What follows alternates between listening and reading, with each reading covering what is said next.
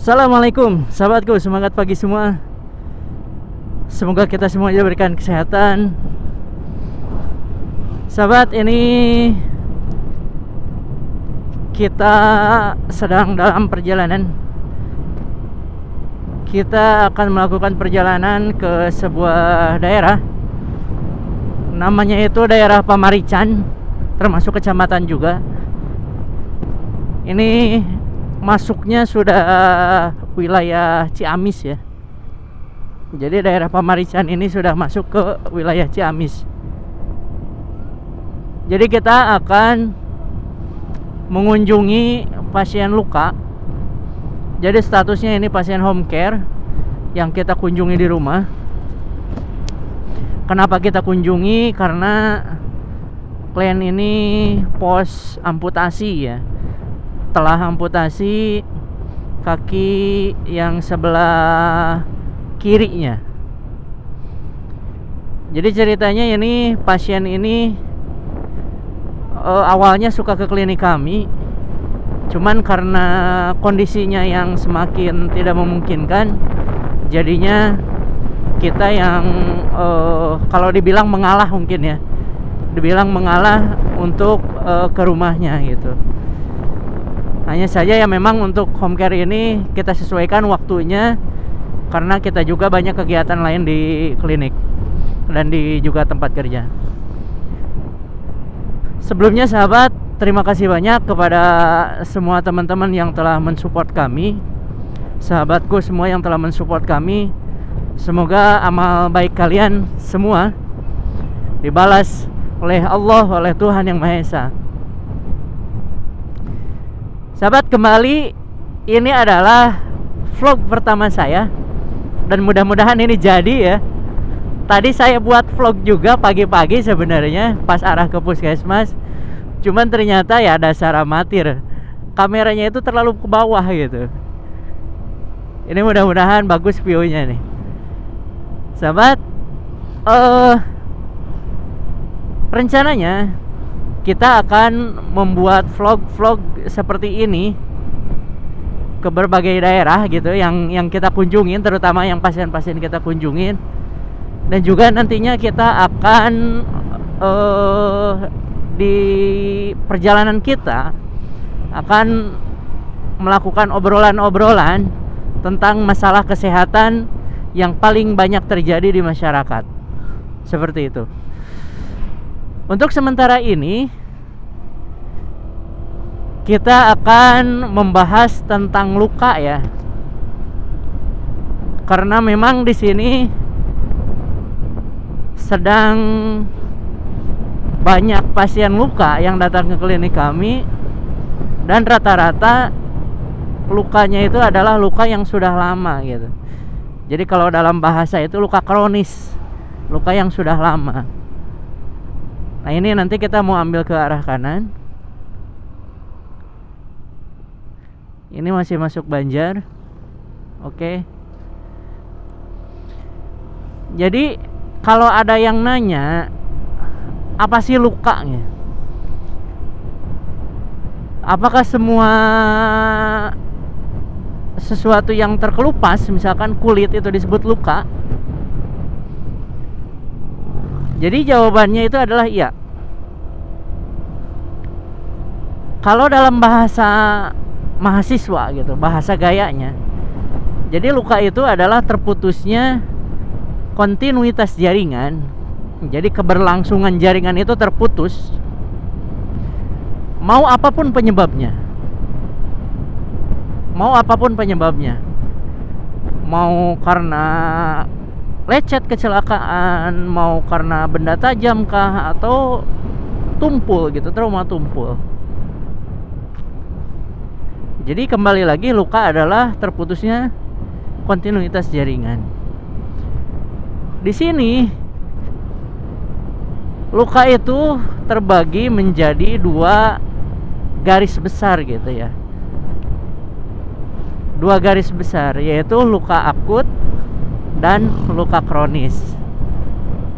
Ini teori mahasiswa banget. Wah, ini kita udah mulai masuk tanjakan nih.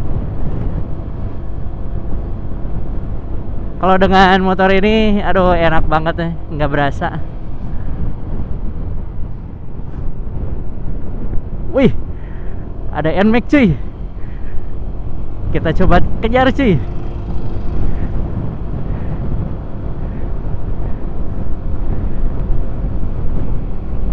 Wah,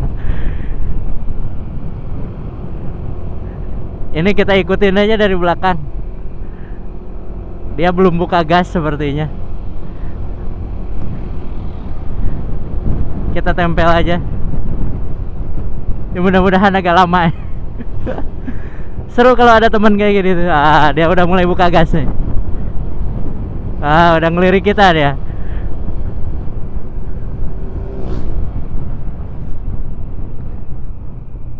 Sengaja nggak kita salip. Oh, dia udah buka gas sih.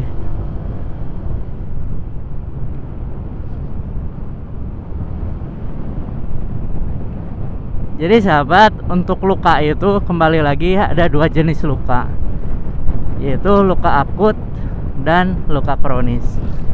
Seperti apa penampang luka akut? Jadi kalau luka akut itu, bayanginnya gini, luka yang sembuh 2 hari, 3 hari sembuh. Nah, itu luka akut. Atau misalkan luka yang setelah operasi, habis operasi nih, operasi kan dibikin luka tuh, terus dijahit 2-3 hari, seminggu kering sembuh. Nah, itu termasuk ke dalam golongan luka akut. Jadi kalau secara bahasanya, luka akut itu adalah luka yang sembuh sesuai dengan proses fisiologis penyembuhan luka. Kalau luka kronis, nah luka kronis ini kebalikannya. Jadi luka kronis ini adalah luka yang gagal sembuh. Nah, ini kuncinya, itu gagal sembuh. Gagal sembuh sesuai dengan proses fisiologis penyembuhan luka. Kalaulah kita ibaratkan, luka kronis ini luka yang udah nganga lama, udah busuk, udah bernanah, mengeluarkan aroma yang tidak enak. Nah, itu masuknya ke dalam golongan luka kronis. Jadi luka-luka yang kami rawat, luka-luka diabetes yang kami rawat, yang nganga gitu, yang aduh udah nggak jelas dah. Jadi itu masuknya ke dalam golongan luka kronis. Ini kita udah mulai masuk ke jalan yang agak kurang bagus, agak bumpy nih. Biasanya saya kalau kesini pakai motor yang biasa itu suka pinggang itu berasa kayaknya nyeri gitu. Ya nggak buka gas cuy, kita lewatin aja.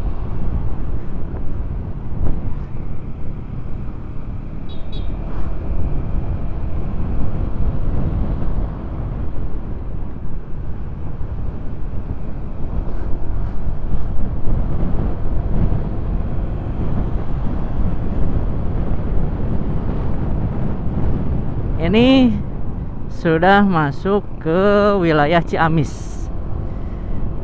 Ini udah masuk wilayah Ciamis. Ini merupakan jalur alternatif Pangandaran ya. Jadi kalau ke Pangandaran dari Banjar bisa lewat sini, nembus nantinya. Suasana perkampungan, pedesaan, ya seperti ini. Ini udaranya seger banget sih. Soalnya di atas ini dikelilingi sama gunung. Sahabat, kembali lagi ke yang tadi. Jadi luka itu ada luka kronis, ada luka akut. Kuncinya adalah di proses penyembuhan luka itu sendiri. Jadi kuncinya di sana. Jadi kalau misalkan yang dikatakan luka kronis, luka lama itu ya susah sembuhnya. Susah sembuhnya. Beda dengan luka-luka yang akut gitu ya. Nah sekarang, apa sih yang menyebabkan luka itu susah sembuh gitu? Jadi kan mungkin lukanya sama, tapi kok si ini mah susah sembuh, si ini mah gampang sembuh. Kadang ada yang seperti itu. Jadi di teorinya memang ada dua hal yang sangat besar gitu dalam proses penyembuhan luka. Yang pertama adalah hal yang bisa mempercepat proses penyembuhan luka. Yang kedua adalah hal yang dapat memperlambat proses penyembuhan luka. Nah, ini satu hal yang menjadi apa ya, disebutnya kontradiktif gitu ya, yang berbalikan ini. Jadi kalau misalkan kasusnya seperti ini, tinggal adu-aduan dah. Mana yang lebih kuat? Faktor yang mempercepatnya atau faktor yang memperlambatnya, seperti itu. Kalau faktor yang memperlambatnya lebih banyak, lebih kuat, nah biasanya lukanya lama pasti sembuhnya. Lama pasti. Pertanyaannya apa faktor yang memperlambat, faktor yang percepat? Jadi faktor yang mempercepat proses penyembuhan luka itu, yang pertama adalah umur. Kita lihat nih dari sisi umur. Umur itu ya memang faktor yang tidak bisa dirubah ya. Jadi umur itu ya gimana lagi, namanya juga umur gitu, masa bisa dirubah. Kalau misalkan bayi atau anak kecil terjadi luka, biasanya proses penyembuhannya itu asli cepet banget sahabat. Cepet, luar biasa cepet banget. Mau luka segede apapun gitu, cepet banget. Nah beda halnya dengan yang udah mulai masuk masa sepuh gitu, umur 50 tahun ke atas. Regenerasi selnya udah beda. Proses regenerasi selnya itu udah beda ya. Kecepatannya udah beda. Makanya ke luka ngaruh gitu. Ngaruh banget. Yang kedua adalah nutrisi. Apa nutrisi itu? Ya makanan. Ada pasien dengan diabetes misalkan, lukanya gede, umurnya ya kira-kira sama lah, tapi yang ini mah cepet sembuhnya, yang ini mah lama. Pas kita kaji, pas kita lihat, oh ternyata nutrisinya bermasalah. Yang satu mah makannya masuk, proteinnya tercukupi. Yang satu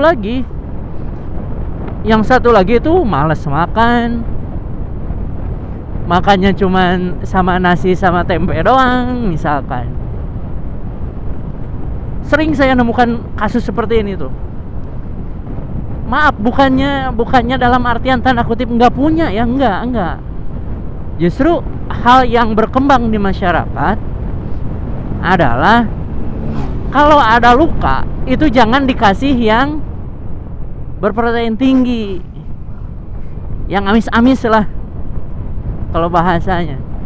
Jangan dikasih yang amis-amis, mau daging, mau ikan, mau telur, itu malah dihindari gitu. Padahal itu adalah kesalahan paling fatal, kesalahan paling besar untuk proses penyembuhan luka. Kenapa? Kalaulah diibaratkan, protein itu adalah sebagai bahan bangunannya dari satu bangunan. Kalau dianalogikan badan kita ini adalah rumah yang terjadi luka, yang rumah itu misalkan ketabrak truk misalkan, ini kan otomatis ada bagian rumah yang hilang, ada bagian rumah yang hancur, ada bagian rumah yang roboh. Sehingga untuk membangunnya lagi itu dibutuhkan tenaga, itu dibutuhkan bahan bangunan. butuh bata, butuh batu, butuh semen, butuh apa lah pokoknya. Nah, bahan bangunnya itu adalah protein, atau dalam bahasa gayanya protein darah. Yang sering kita dengar adalah albumin. Albumin. Biasanya orang luka itu cenderung kekurangan albumin. Pernah dengar ya? Ikan gabus itu tinggi proteinnya. Berarti dalam tanda kutip kandungan albuminnya tinggi.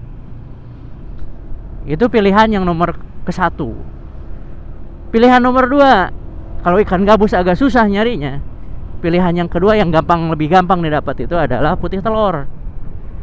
Nah, putih telur ini agak relatif lebih gampang dicarinya ya. Agak lebih gampang didapatnya. Putih telur ini.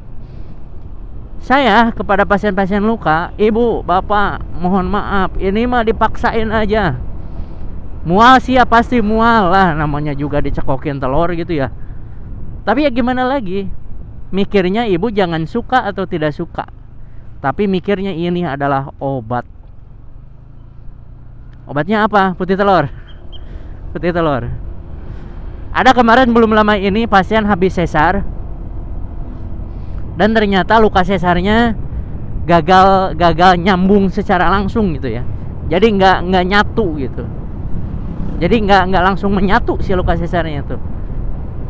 Sehingga apa? Jebol jahitannya lepas semuanya. Sehingga si permukaan lapisan peritoneum, lapisan dalam perutnya itu bisa kita intip dari luar. Sebesar itu lukanya, sedalam itu lukanya. Akhirnya ya kita rawat lukanya. Waktu itu direncanakan akan operasi ulang. Hanya saja si ibunya menolak, nggak mau, karena ya mungkin trauma ya, namanya juga dibius kayak gitu. Aduh, itu traumanya lumayan tuh. Akhirnya dirawat luka. Itu nutrisinya tercukupi, proteinnya bagus, cepat banget proses penyembuhannya. Sekarang udah nutup. Berarti kurang lebih dalam jangka waktu ya sebulan lah, sebulan lebih lah, 5 mingguan itu udah nutup lagi. Itu kenapa bisa seperti itu? Yang pertama usianya kan masih ya usia 30-an lah. Terus yang kedua itu nutrisinya bagus. Sahabat, ini kita udah nggak kerasa ya, udah mendekati rumah pasien ya. Ini nanti rumah pasiennya sebelah kiri. Cuman kita akan lepas kameranya. Nggak enak, malu. Ngapain gitu. Nanti kita ketemu lagi ya di pembahasan selanjutnya. Masih ngebahas luka, masih panjang, masih lama kita akan ngobrol. Nah, ini kita akan ke sebelah kiri. Sahabat, terima kasih ya.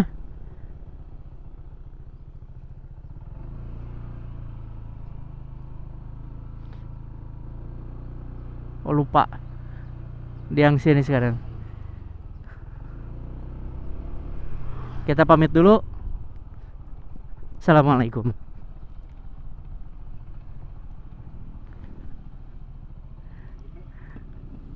Waalaikumsalam.